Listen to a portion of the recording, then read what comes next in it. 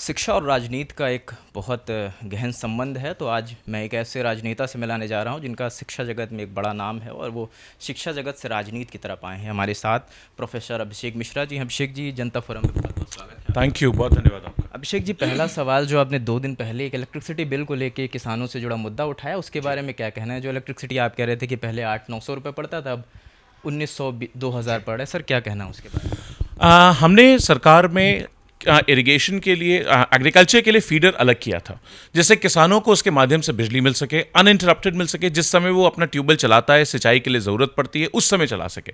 और उसका बिल जो था, जो कॉस्टिंग हमने की थी, वो लगभग अबाउट 800-850 रुपये प्रति महीना आती थी। पिछले 3 सालों में माननीय योगी आदित्यनाथ जी की सरकार 3 बार बिजली के दाम बढ़ा चुकी है और लगातार बढ़ाती जा रही है। किसानों का वही बिल आज की तारीख में लगभग 1850-1900 रुपए के आसपास आ रहा है। तो मैंने ये कहा था कि हम लोग इसके रैशनलाइजेशन पे काम करेंगे। ये अनसस्टेनेबल लेवल्स हैं। बाकी चाहे आप होम कनेक्शन की बात कर लें, चाहे इंडस्ट्रियल कनेक्शन की बात कर लें, कमर्शियल कनेक्शन की बात कर लें, देश में one of the highest rates of electricity Uttar Pradesh में आज की तारीख में हम और आप दे रहे हैं। इस लेवल पे स्पेशली इंडस्ट्री अट्रैक्ट नहीं हो सकती, क्योंकि उसको बगल में चाहे हिमाचल चले जाए, चाहे उत्तराखंड चले जाए, चाहे मध्य प्रदेश चले जाए, इवन दिल्ली में बिजली सस्ती है, जो कि स्वयं एक भी मेगावाट खुद नहीं बनाता। थर्मल प्लांट जो था वो भी उनकी एफिशिएंसी बहुत लो चल रही है।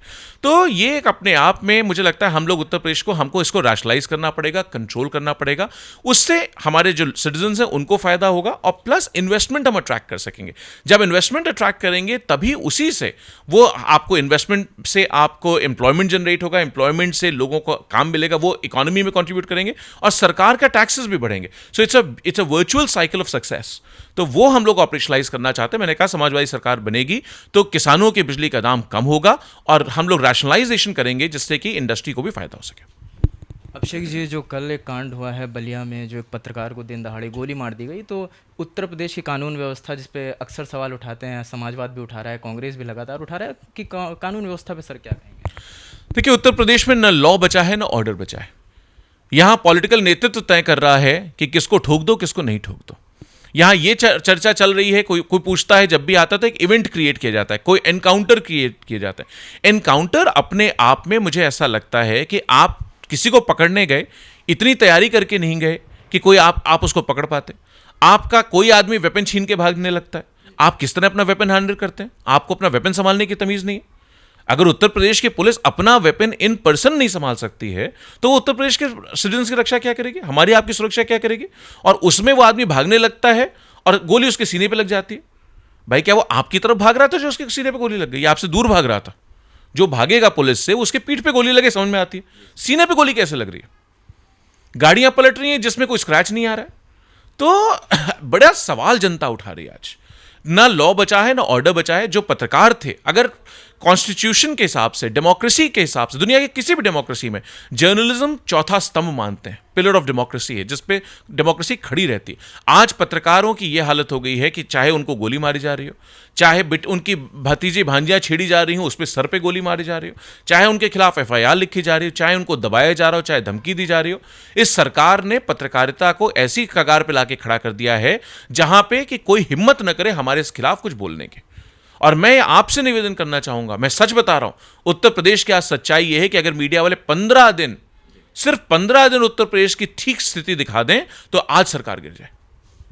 अभिषेक जी, आप भी जानते हैं कि कोरोना की वजह से कितनी दिक्कतें आ रही हैं। कोरोना मीटर डेली एक बड़े एवरेज के साथ बढ़ रहा है और कल का अपडेट अगर बताऊं मैं तो कि सीएमओ भी कोरोना पॉजिटिव निकले हैं। तो सर क्या लगता है कि सरकार कितनी सफल है या असफल है कोरोना को कंट्रोल करने में? आप अगर देखिए, जिस तरीके से 2 हफ्ते के अंदर अंदर 2 कैबिनेट मंत्री चले गए, कितने विधायकों की बात आपने सुन ली, अफसरों की बात सुन ली, मंत्रियों के, पूर्व मंत्रियों की लाइन गिनती नहीं है कितने लोग कोरोना संक्रमित हो चुके। सरकार ने, ये वही कोरोना है जिसको माननीय प्रधानमंत्री जी ने कहा था कि 18 दिन में महाभारत जीती गई, मुझे 21 दिन दे दो। ये वही कोरोना है जिसको उत्तर प्रदेश के माननीय मुख्यमंत्री जी ने कहा था कि बहुत छोटा सा वायरस है, योग करते रहोगे तो ठीक हो जाएगा। शायद अगर वही योग माननीय चेतन चौहान साहब को बता देते तो आज वो हमारे बीच में होते। वही योग का तरीका अगर माननीय कैबिनेट मंत्री वरुण जी को बता देते तो आज हमारे बीच होती। तो देखिए, सरकार का जो लैकेडाइसिकल एटीट्यूड है कोई व्यवस्था नहीं की उन्होंने। आप मुझे बताओ दुनिया का, आप तो पत्रकार हो, देखते हो सुबह शाम, दुनिया का कौन सा ऐसा देश है जिसने जब लॉकडाउन किया हो तो वहां संख्या 200-400-500 रही हो और जब निकला हो तो लाखों में संख्या। ये टोटल प्लानिंग का फेल्योर है, भारत सरकार का बहुत बड़ा फेल्योर है, उत्तर प्रदेश सरकार। मैं मैनेजमेंट की थ्योरी से हूं, मैं अगर आज आईआईएम अहमदाबाद में होता तो मैं इस पे केस स्टडी लिखता कि किस तरीके से मैनेजमेंट ऑफ मेडिकल सर्विसेज नहीं की जाना चाहिए। ये एक परफेक्ट एग्जाम्पल है फेल्योर का, इससे आदमी बहुत कुछ सीखेगा। मैं आपको विश्वास दिलाता हूं निश्चित रूप से इस पर केस स्टडी लिखी भी जाएगी। और ये वो स्थिति है जब माननीय प्रधानमंत्री जी बोलते हैं तो वो 100 में 200 नंबर उत्तर प्रदेश के मुख्यमंत्री जी को दे देते हैं, जब मुख्यमंत्री जी बोलते हैं तो माननीय प्रधानमंत्री को 100 में 500 दे देते हैं कि भाई इससे ऐसा तो इतिहास कभी रचा ही नहीं गया। अरे आप किसकी बात कर रहे हो? दुनिया में सबसे ज्यादा संख्या आपकी होने जा रही है, मौतों में संख्या होने जा रही है। आपने कोई आज भी पीपीई किट्स नहीं अवेलेबल है। अभी उस दिन मैं बता रहा था, मुझे, मैं नाम नहीं लूंगा किसका, कि पीपीई किट के लिए साहब आए टेस्टिंग के लिए, जितनी देर में उन्होंने पीपीई किट पहनी उतनी देर में उनका बैंड टूट गया। तो पूरी अव्यवस्था है, न लॉ एंड ऑर्डर है, न शिक्षा है, न स्वास्थ्य है, न सुरक्षा है। हाँ, अभी आप बात कर लीजिए इनसे किसी गवर्नेंस के मुद्दे पे, आप बीजेपी वालों से पूछ लीजिए तो आपको बताएंगे कि रमजान में क्या होता है, दिवाली में क्या होता है। आप शिक्षा पे सवाल पूछ लीजिए तो वो आपको बताएंगे कि कब्रिस्तान में ऐसा हुआ, शमशान में ऐसा होता है। आप उनसे कोई दूसरा सवाल पूछ लीजिए तो हिंदू मुसलमान पे बताएंगे। जब कुछ नहीं बचेगा तो पाकिस्तान बताने लगते हैं। इन्हें गवर्नेंस से कोई मतलब नहीं, सिर्फ जनता को रोजगार, 14 करोड़ रोजगार कहां है माननीय प्रधानमंत्री से पूछिए ना। 2 करोड़ हर साल देने वाले थे, 7 साल की सरकार हो रही है। गड्ढा मुक्त उत्तर प्रदेश का एक वार्ड बता दें, कम से कम गोरखपुर ही गड्ढा मुक्त हो गया होता। तो इन्हें काम नहीं करना, ये सिर्फ जनता को लड़ा करके जीतना चाहते हैं और अब इनकी पोल खुल गई है। अभिषेक जी, एक लास्ट सवाल कि जो आपने परशुराम भगवान की मूर्ति की स्थापना की बात करी है, जिसे अब हर पार्टी एक ब्राह्मण कार्ड की तरह देख रहा है। वो हर पार्टी अब ब्राह्मण को अपनी तरफ करने के लिए अपनी अपनी लॉजिक दे रहा है, कोई बीमा करा रहा है, कोई कुछ कह रहा है। इस पे आप क्या कहें? भाई देखिए, कराने की स्थिति में आज सिर्फ भाजपा है सरकार में, ठीक।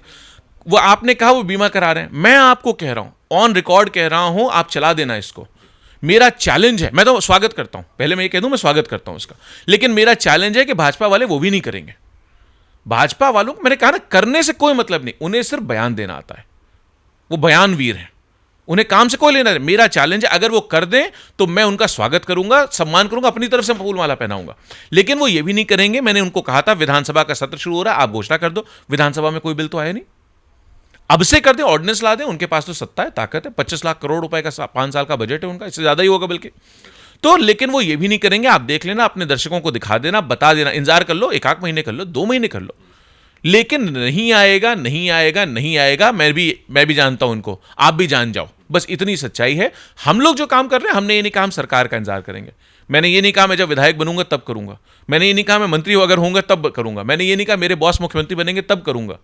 हम आज काम कर रहे हैं। समाजवादी पार्टी आज एक एक घर, एक एक गली, एक एक मोहल्ले, एक एक शहर, एक एक नगर जा करके हर आदमी से जुड़ करके, एक एक व्यक्ति को जोड़ कर, उत्तर प्रदेश के 24 करोड़ लोगों से जुड़ करके हम काम कर रहे हैं और काम करते रहेंगे। हमने पहले काम किया है, हम आज भी काम कर रहे हैं। हमारी नीयत एक, हमारे जो हमने नारा दिया था उसमें साफ है, काम बोलता है।